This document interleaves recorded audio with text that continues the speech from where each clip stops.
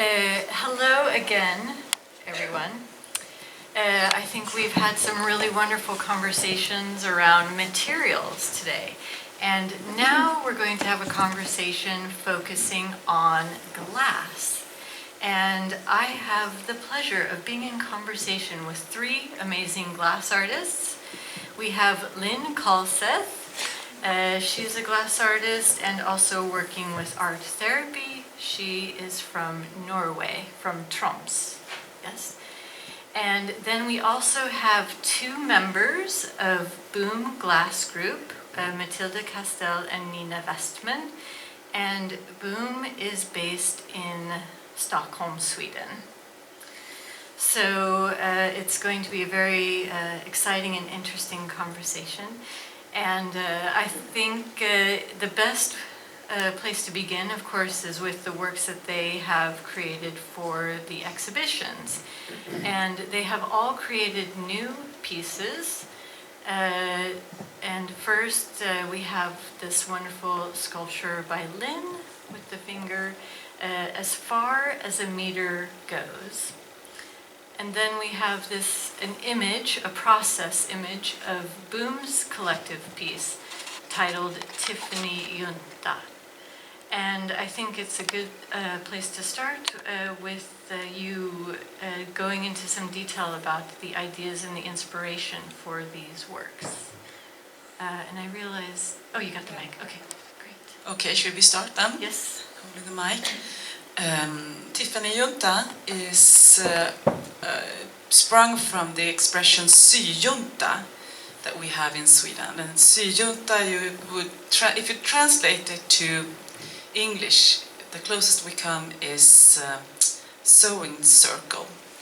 And I'm sure you have in Norway there are similar ways where women meet. Syjunta is in Sweden a separatistic room, a safe space where women have met throughout the years doing handicraft. The thing with the Swedish expression syjunta is that it's junta, which actually is a military term. So we thought the name syjunta was really powerful in many different ways. So what we did is that we met and had Tiffany juntas. Tiffany is a technique that is similar to lead and glass technique, like stained glass techniques. But it's you use tin instead of lead. And one member in our group, Sara, knows this technique. So we met and we crafted and learned the technique, and also and created what you could say is sort of also a quilt, also with the same sort of symbolic and references to female women work. And sorry, just one thing, and the pieces that are in this collective work are all parts from each of your own separate. Yes, exactly. Practices. So we brought in different, and this is sort of what we do also in Boom. We bring in parts of pieces we've done or parts of ourselves, and we attach them, you'd say. So these things are, some things are things that have been blown and three-dimensional that we flattened in ovens, and some were kind of flat already, so we could attach it.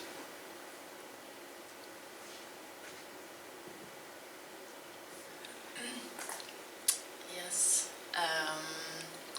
this work, as far as meter goes, was, as you maybe can see, fueled by a bit of anger that I had felt for some years towards the society we live in and all these rules and regulations and rigid systems that are put up around us to control us and to supposedly help us, protect us from different kind of dangers, the danger of sickness, the danger of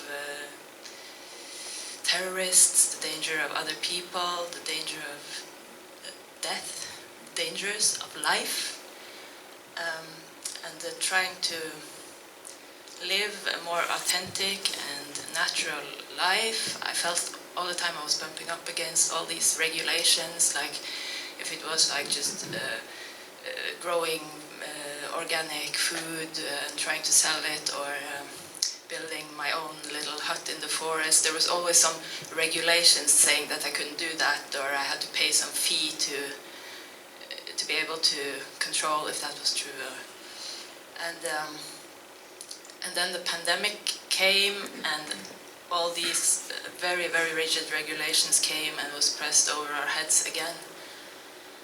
And I was angry, and I saw that a lot of the kids I was meeting through my daughter were angry. And one day my daughter came home from school, and she was just so sad. She was crying, and she says, 1 meter, 1 meter, 1 meter, I hate the fucking meter. I don't want to go to school. I want to be home. I don't want to wash my hands every time I go off the chair.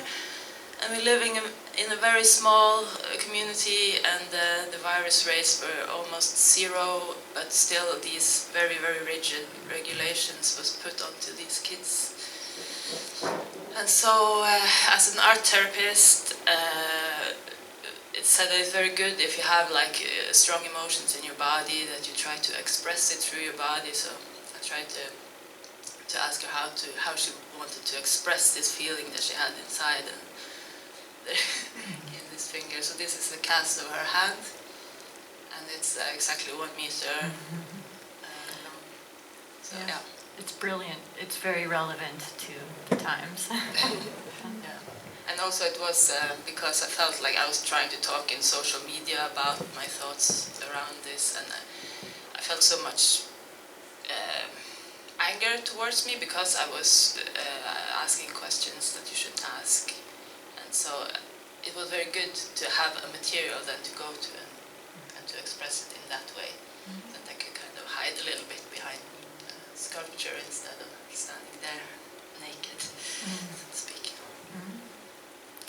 Okay, thank you for sharing the background behind the works, and my next question might lead into what you were just talking about right now. But you know, with the themes in this exhibition, you know, we're talking a lot about power structures, and I know that, you know, you, as you were mentioning, you know, you have talked a lot about society and the environment and power structures influencing these aspects.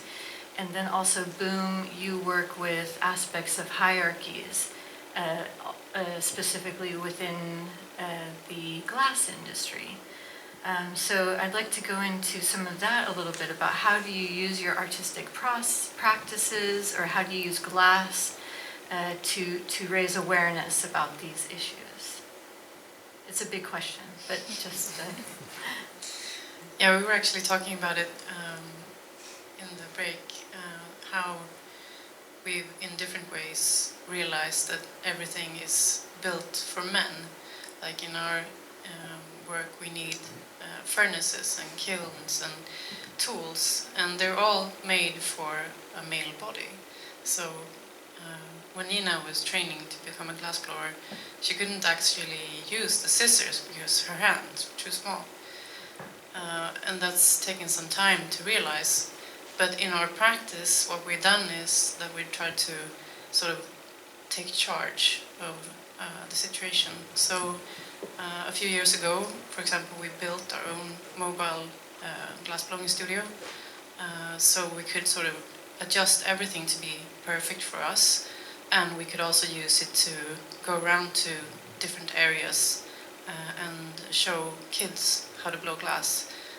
Because it's on a trailer, so we can just connect it to a car, and then we can travel around Sweden and introduce children to this amazing material. So that's been one of the main tools that we've been using to try and just do it ourselves. And if I can just add, also the traveling around with our mobile furnace. Her name is Spicy. When traveling around with her, it's also an act of democracy in a way. It's been the glass blowing. It's been so shielded. Also, in the technique has been the secret sort of kept. Also because it's not available. It's difficult to be able to try to work with hot glass. So the to be pedagogues, to teach, is for us really important because of our democratic platform that we act out from.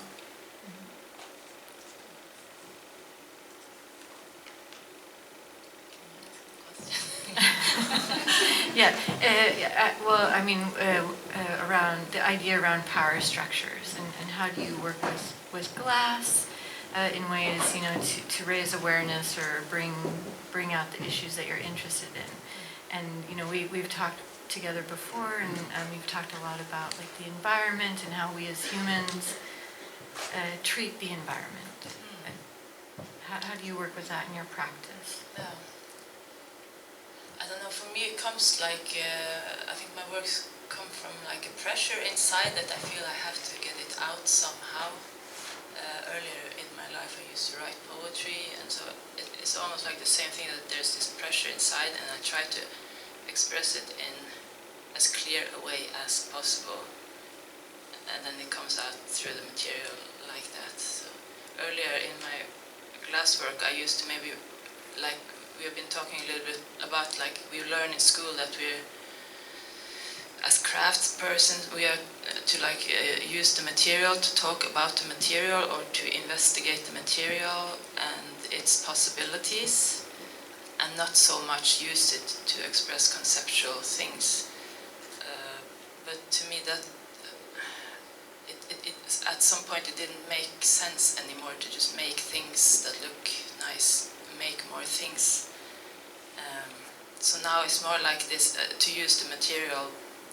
It could be another material, it's not just because it's glass, but that I use maybe the magnificence of the glass to draw attention to something that is immaterial, and that it's the immaterial thing that is the most important and not the material itself, but that the material becomes more like a vehicle to express something else. Yeah, and then this leads us into another bigger question that I know that we're really excited to discuss. Let's talk about the differences or the similarities with using glass between Sweden and Norway. And actually we could just expand it even to craft. I think it's interesting, like we could start with the foundation, because all three of you have studied at the same school at different times at Bornholm Glass School in Denmark, and which is where you were talking about how like you have this foundation that you have to use glass in a certain way. But maybe we could use that and then expand upon some of the similarities and differences. Yeah, we were talking about that because I remember from my school days that I had the impression that it was wrong to use, if you were working with crafts, it was wrong to maybe make it just a conceptual sculpture or something. You should be able to use it, there should at least be a hole in it. And that it was, I don't say it's wrong, I love that I was kind of pushed into experiencing the material and experimenting with a different effects you can get by using different techniques and so on. But I think we agreed that on Bornholm there is this policy that is maybe a little bit old-fashioned, that there is a big difference between fine art and applied arts, and you should keep to the subject and not push the limits. And while you were talking, maybe you can say something about Kunstfack. I just fill in with, I do agree, but now that you say that, I think this is actually, I don't know how it is in Norway, but in Sweden, I think this is also a sort of an overall problem with craft and fine art, that there is these different rooms where craft and fine art exist, and in glass it's very visible with the whole. And we also see, like we also talked about, it's also, you see it in when we pay our taxes, that if it's a sculpture you have 12% moms, but if there's a hole and you can use it for something, then it's 25% tax. So it's visible in so many ways. It's in that how much we have to pay in tax, and we also talked about we have so many practitioners of glass in Sweden, but there's hardly any platforms for glass to be shown, and it's because craft doesn't enter the fine art rooms, and it's hierarchies, and as you find them in Sweden, I think it's even though we have a vivid craft scene, definitely, but still there are hierarchical differences between craft and fine art. Yeah, there also seems to be quite big differences in organization and funding, which seems to be amazing here, and it's basically non-existent in Sweden. So I wish we were a bit more like Norway.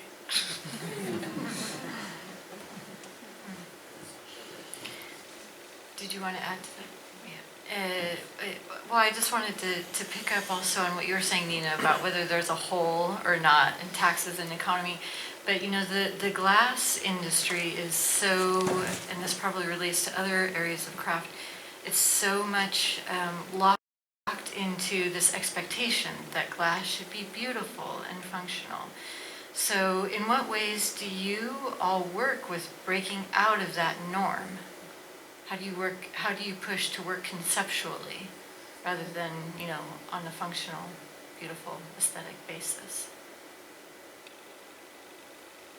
I think for me it's just been like a personal necessity that like if I see creativity as this force that it's not something I have, but it's something that works through me, it just stopped. I didn't get any inspiration working with just making beautiful objects for a while I was trying to analyze like what is selling, who gets the grants, who is accepted into the big exhibitions, and I would see that mostly in the glass scene it would be like a beautiful object that could be used for something, not that it necessarily was used, but that it could be used, or that it was mainly like the glass is so beautiful and it should be beautiful. And when I was making maybe a sculpture that reminded people of something uncomfortable like war or oppression or something, it wouldn't be bought, and I wouldn't get into the exhibitions either. So it's like you fall between the chairs of fine art and craft, and the expectations take the possibilities away, like you say. For me, it's been a lot about making things that aren't necessarily beautiful, but making ugly things or disgusting things, or things that are both a bit attractive and a bit uncomfortable.